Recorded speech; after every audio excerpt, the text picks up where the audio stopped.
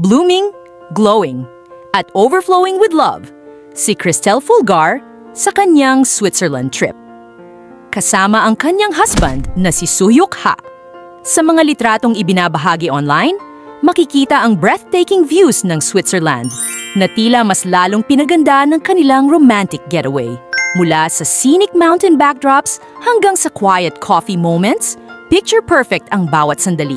All smiles si Cristel at kitang-kita sa kanyang aura ang kaligayahang dala ng pagmamahalan at peace of mind.